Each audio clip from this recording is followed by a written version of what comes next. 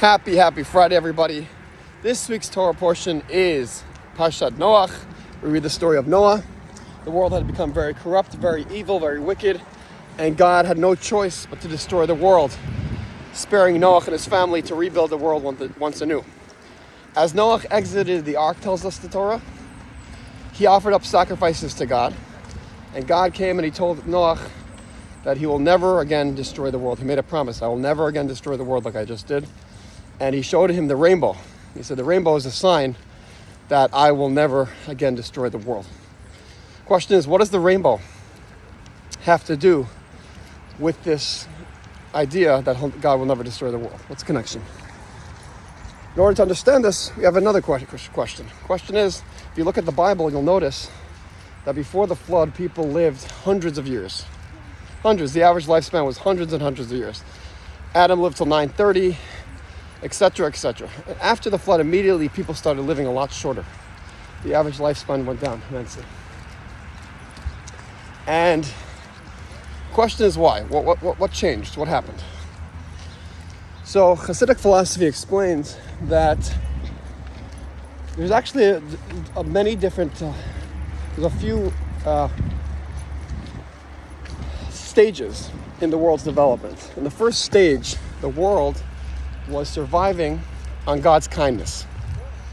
And actually Perpetual recounts us this idea that it was literally, it didn't do anything on its own. People didn't do anything to deserve what God was giving them or to deserve life. It was literally, the world was created from God's kindness and it continued to exist on God's great kindness. God's kindness, the attribute of kindness that God has, is like God himself, is divine and powerful. And because the world was relying and existing off God's kindness, that's why you see that people were living hundreds of years, because the power of God's kindness is very powerful. After the flood started a new stage of development, where the world now had an opportunity and a responsibility to earn their blessings, to earn the godly energy that God gives them. And they have an opportunity to refine and to elevate the world. They weren't just simply reliant on God's kindness. Because of that, immediately, people started living a lot shorter. Because we know that human beings, people, or creatures, anything outside of God himself, by definition, we're very limited. So anything that we're earning our blessings now, but the earning potential is capped. It's not unlimited, just like we're limited. Our earning potential, our ability to generate God's energy via our service, via our work, is also limited. So suddenly our life expectancy dropped immensely. And that's what you're finding there, that we enter into the stage where we're not just relying on God's kindness, things get capped.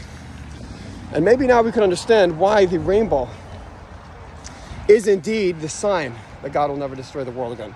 Because there's a kind of a paradox. On one hand, when the world is relying on God's kindness, like in the first stage of creation, we have a lot of power. Because it's God's energy that's animating us solely. We're coming from God's, it's always God's energy, but we're relying simply on God's blessings, and God's blessings are infinite. And so they're very powerful, so we live longer.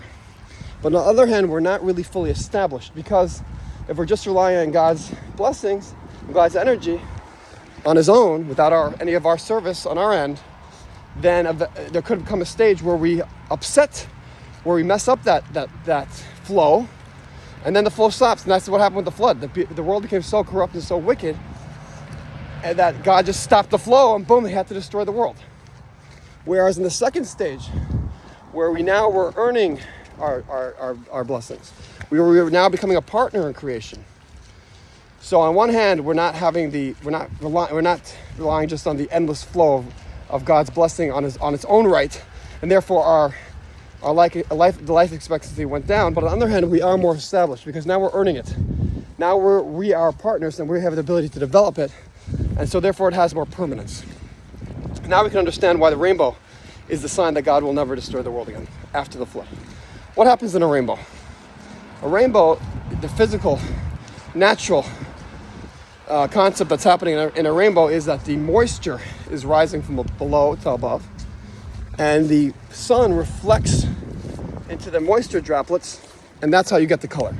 There's sun reflecting through the moisture and through the clouds. Before the flood, the idea of the vapor rising from below to above represents our divine service. Just like our service is us human beings from below to above.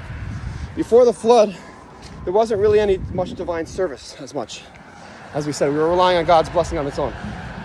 So therefore, the actual physical clouds, which represent our divine service, the arousal from below, the clouds were a lot more dense, reflecting the reality that the world was not refined because we didn't have the ability to refine it yet.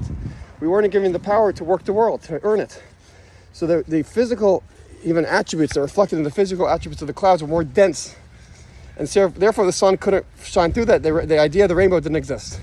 After the flood, we start the next stage, where we're earning our blessings, where we're starting to develop the world, we're starting to refine the world.